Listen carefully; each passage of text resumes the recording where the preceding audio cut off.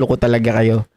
Eto mga kababayan, nung nakaraang araw, nakita po natin nung nagsalita itong si Amy Manotok, mga kababayan, na kunwari ay nagmamalasakit, concern sa kanyang kapatid.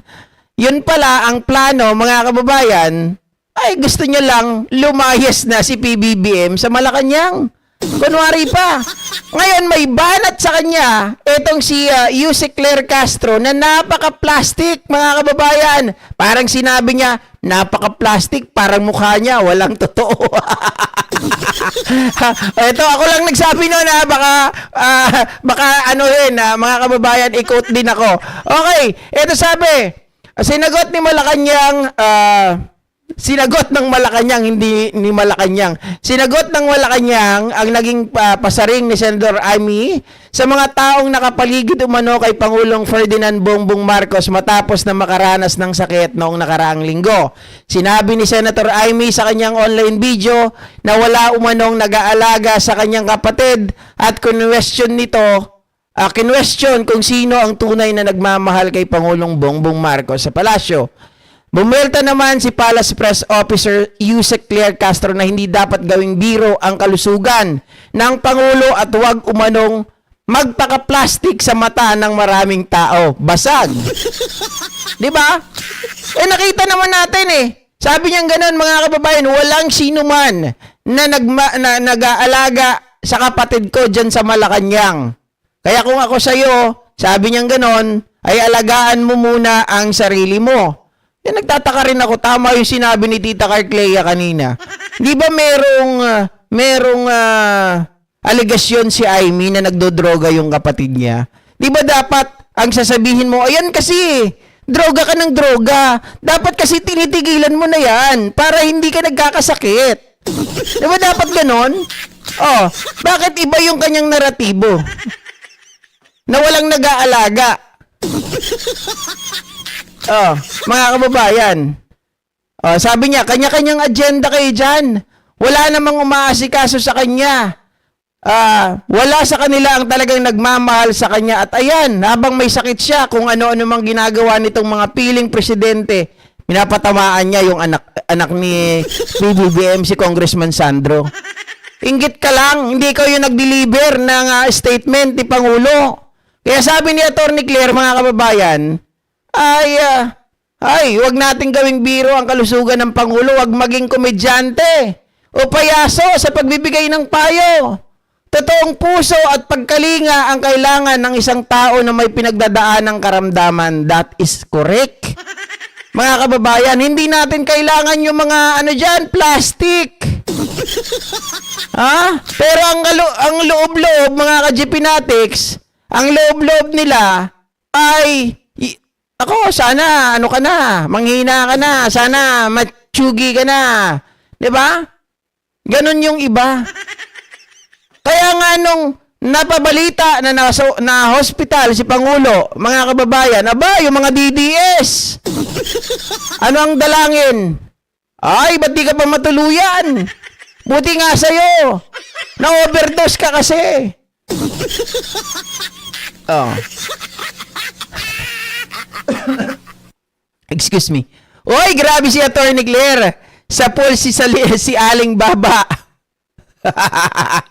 Yang si Ivy pag bumaha, lulutang yan. Plastic kasi. kaya pala mga kababayan, no? Hindi problema sa kanyang baha kasi lulutang siya. Haba ba naman ng baba? Nainggit kay Kong Sandro. Lumalabas ang totoong niloloob, maliwanag na galit siya sa nakapaligid kay PBBM. Hindi lang kay PBBM siya, hindi lang siya nakapaligid. It appears to me, mga kababayan, inggit din siya kay PBBM. Alam niyo ba yon?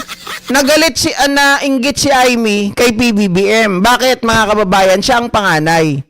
Pero nung panahon po na nabubuhay pa ang kanilang tatay, si PBBM sinabihan na pagdating ng panahon, ikaw ang mamumuno muli sa Pilipinas.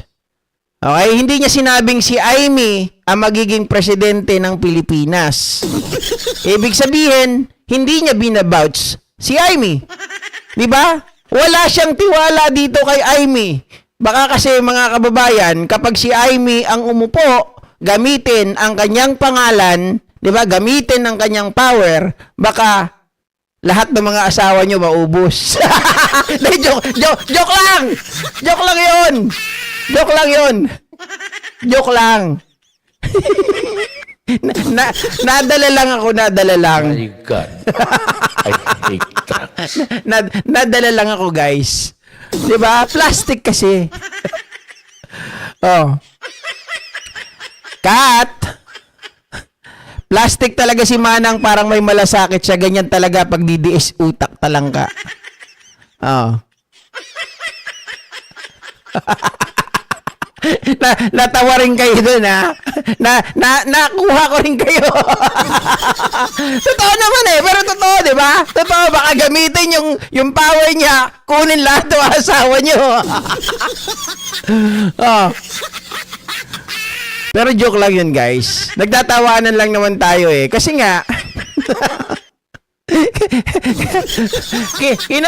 nire-read ko lang dun sa sinasabi ni Atty. Claire Castro na itong si Aimee ay plastic. Ah. Diba? Ba't ganon? Hindi na nagpa-function tong isang ano ko. Oy, ang daming di ko nababasa. Kaya pala sabi ko, hindi tumataas hindi umaano yung comment section. When a man plastic. Ay, nako, mga kababayan. Alam nyo, kahit na anong pagsisinungaling mo at kunwari concern ka, may malasakit ka, lalabas at lalabas talaga. Nandun kasi yan, mga kababayan, sa iyong reaksyon, dun sa iyong gesture, at dun sa way ng pananalita mo. 'Di ba? Kasi alam mo na may something dito sa tao na to. May something. Alam niyo yung something? Kulang-kulang, 'di ba? May something kasi nga magtataka ka from her previous statement that her brother is a drug addict. Tapos ngayon, iba yung sinasabi niya. Mga kababayan, alagaan mo yung sarili mo. 'Di ba? Dapat, para consistent, ang sasabihin mo, itigil mo na yan. Huwag ka na kasing bira ng bira. 'Di ba? Tigilan mo na yan. Kaya nalululong ka, kaya nagkakasakit ka. Walang ganun. Oh. Ang sinasabi niya, wala daw nag-aalaga. Pero ang totoo, syempre, tao yan. Kahit ikaw, nagkakasakit ka. Kahit sinong tao, kahit makina.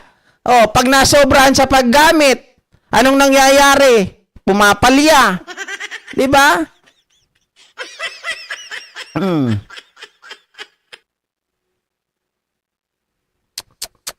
Ay nako, Aimee, may sayad na din yan, Sir GP.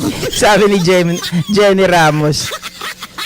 Para si Kim Kim Junin ng North Korea, lahat ng babae need niyang papilahin at maximizing siya ng babae. Si Aimee na manotok girl version.